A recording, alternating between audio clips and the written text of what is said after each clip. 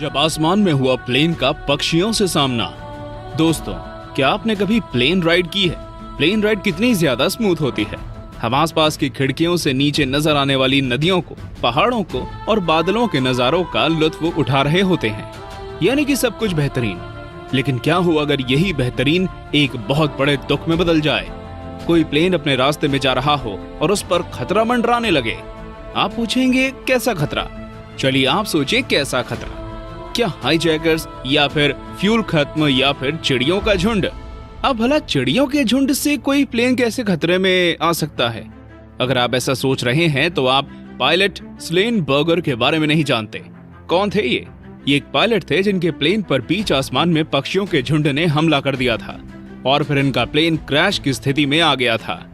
फिर आगे क्या हुआ? क्या ये बच पाए या इनका प्लेन बच पाया?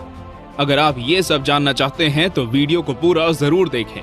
ये कहानी आपके लिए लेकर आया है अनसुनी कहानियां, क्योंकि वो कहानियां जो रह जाती हैं अनसुनी, उन्हें सुनाता है अनसुनी कहानियां। तारीख थी 15 जनवरी 2009। ठंड के कारण न्यूयॉर्क की कुल्फी जमी हुई थी। तापमान 5 से 10 डिग्री सेल्सियस के बीच डोल रहा था। दोपहर का समय था और शहर अपने काम धंधे में लगा हुआ था। न्यूयॉर्क एयरपोर्ट पर भी काफी चहल पहल थी। न्यूयॉर्क के सेकंड एयरपोर्ट से एक एयरबस A320 3:24 पर उड़ने को तैयार था। उसे उड़ा रहे थे चेल्सी स्लेन बर्गर। वो उस वक्त 57 साल के थे और पहले अमेरिकन एयरफोर्स में फाइटिंग पायलट रह चुके थे। स्लेन बर्गर को अपनी लाइफ में कुल 19,663 फ्लाइट आवर का अनुभव था। वो एक ग्लाइडर पायलट होने के साथ एविएशन सेफ्टी के एक्सपर्ट भी थे। उस उड़ान में उनके साथ फर्स्ट ऑफिसर और उनके 2 पायलट के तौर पर जेफरी स्काइल शामिल थे। जेफरी भी स्लेन बर्गर की तरह ही काफी ज्यादा अनुभव वाले व्यक्ति थे। उन्होंने लगभग 15,683 फ्लाइट आवर हैंडल किए थे। इतने अनुभव के बावजूद ये उनके करियर की पहली एयरबस फ्लाइट थी। ये प्लेन शार्लोट डगलस को रवाना होने वाला था। शाम के 3:24 पर यह प्लेन अपनी मंजिल के लिए रवाना हो गया। जब ये प्लेन उड़ा तब इसमें 150 पैसेंजर और क्रू मेंबर शामिल थे। उड़ान के 1 मिनट बाद यानी कि 3:25 पर यह प्लेन 750 फीट की ऊंचाई पर पहुंच गया।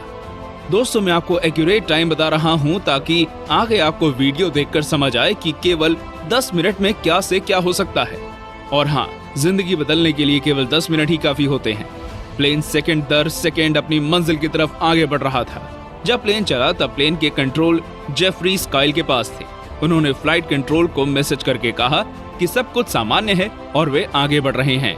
3:26 पर स्लेन बर्गर ने जेफरी स्काइल को कहा कि हडसन नदी काफी ज्यादा खूबसूरत नजर आ रही है।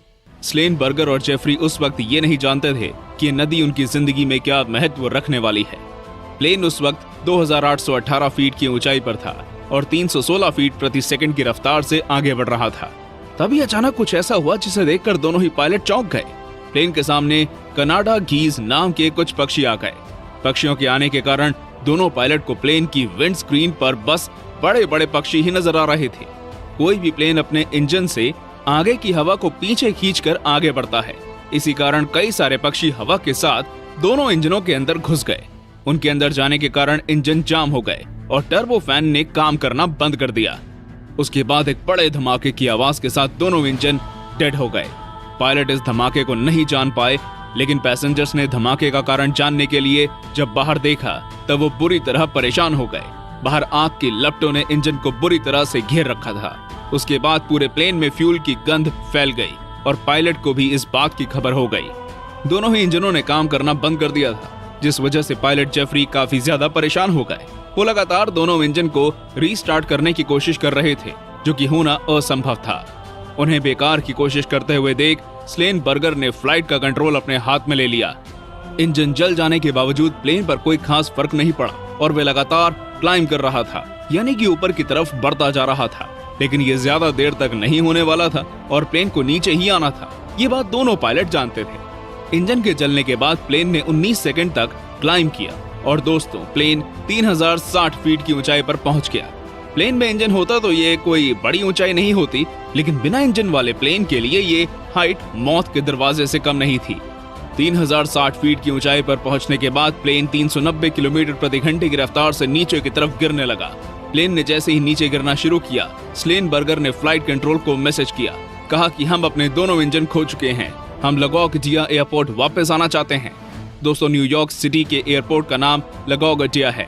ये मैसेज जब एयर कंट्रोल पहुंचा तब वहां ऑफिसर पैट्रिक ने लगौजिया एयरपोर्ट पर कांटेक्ट करके सभी उड़ानों को रद्द करने के निर्देश दिए और फिर वापस स्लेनबर्गर को कांटेक्ट करके कहा कि वो तुरंत प्लेन को लगौजिया एयरपोर्ट के रनवे नंबर 13 पर इमरजेंसी लैंडिंग कराएं। लेकिन दोस्तों, लगौजिया एयरपोर्ट जाने के लिए कहने वाले स्लेनबर्गर ने वहां जाने से मना कर दिया। उस वक्त वो एयरपोर्ट घटना स्थल से 7 किलोमीटर से भी ज्यादा की दूरी पर था, जिस कारण उसे वहां वापस ले जाना नामुमकिन था और रास्ते में ही प्लेन के क्रैश होने की बहुत ज्यादा संभावना थी। ऐसा होने से बस प्लेन में मौजूद लोग ही नहीं बल्कि न्यूयॉर्क सिटी के हजारों लोग भी खतरे में पड़ जाते।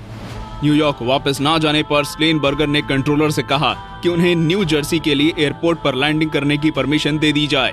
बर्गर की डिमांड पर कंट्रोलर ने उन्हें न्यू जर्सी के ही थिएटर प्रो एयरपोर्ट के रनवे नंबर 1 पर लैंड करने की परमिशन दे दी। लेकिन दोस्तों, इसके लिए भी बहुत ज्यादा देर हो चुकी थी, क्योंकि प्लेन वहां तक भी शायद ही पहुंच पाता और ये लोगों की जान का जुआ बन सकता था। 3:28 पर प्लेन 16,050 फीट की ऊंचाई पर आ गया था। स्लेनबर्गर ने अपनी सूझबूझ के साथ कंट्रोलर से कहा कि वे हडसन नदी में प्लेन को उतारने जा रहे हैं। कंट्रोलर ये सुनकर हक्का बक्का रह गया। हालांकि कंट्रोलर ने स्लेन के अनुभव को देखते हुए उन्हें ऐसा करने की परमिशन दे दी। स्लेन ने ही यात्रियों को सूचना दी कि वे सब अपनी सीट बेल्ट बांधकर तैयार हो जाएं, क्योंकि प्लेन हडसन नदी में क्रैश किया जा रहा है। कुछ सेकंड बाद प्लेन जॉर्ज वॉशिंगटन ब्रिज से लगभग 900 फीट की ऊंचाई से गुजरा। शहर में जिसने भी ऐसा होते हुए देखा वह हैरान रह गया। कंट्रोलर को जब समझ आया कि अब उनके पास और कोई चारा नहीं है, तब उसने भी कोस्ट गार्ड को घटना के बारे में बताया और कहा कि वे तैयार रहें। प्लेन किसी भी वक्त नदी में होगा। इसके साथ ही उन्होंने रेगुलर अपडेट के लिए एक हेलीकॉप्टर को नदी के ऊपर नियुक्त कर दिया, क्योंकि 500 फीट पर पहुंचने के बाद प्लेन से कंट्रोलर का कनेक्शन टूटने वाला था और ऐसा हुआ भी।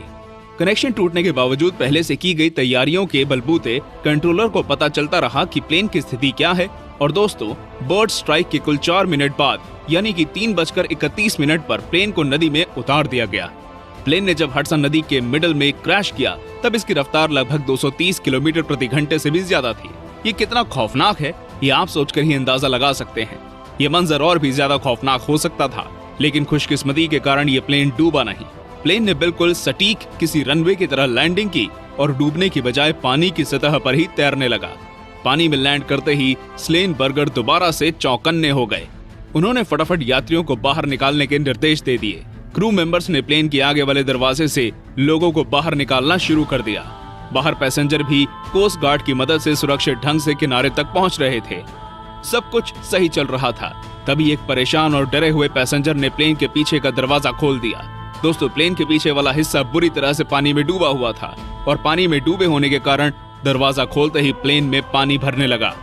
प्लेन के कुछ पैसेंजर प्लेन में विस्फोट के डर से प्लेन के विंग पर खड़े हो गए और कुछ पैसेंजर लाइफ जैकेट पहनकर ठंडे पानी में ही कूद गए। दोस्तों, उस वक्त पानी का तापमान 5 डिग्री सेल्सियस से भी ज्यादा था। गनीमत की बात थी कि वहां कोस्ट गार्ड मौजूद थे।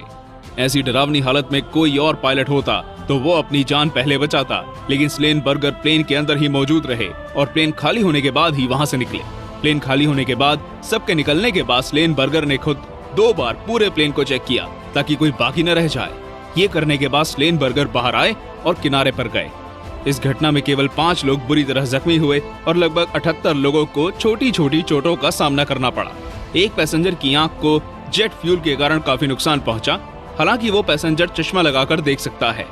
इसके बाद NTSB नाम के बोर्ड ने इस घटना की जांच की और यह पाया कि अगर स्लेनबर्गर कोई भी फैसला लेने में बस 35 सेकंड और देर कर देते तो यकीनन ये प्लेन शहर में क्रैश हो जाता। जांच के बाद इस बोर्ड ने इस घटना को द मोस्ट सक्सेसफुल डिचिंग का अवार्ड भी दिया। इस घटना में सभी लोग बच गए थे, इसलिए इसे मिरेकल ऑन द हडसन के नाम से जाना जाता है। इसके बाद स्लेनबर्गर और क्रू मेंबर्स को कई सारे अवार्ड भी मिले।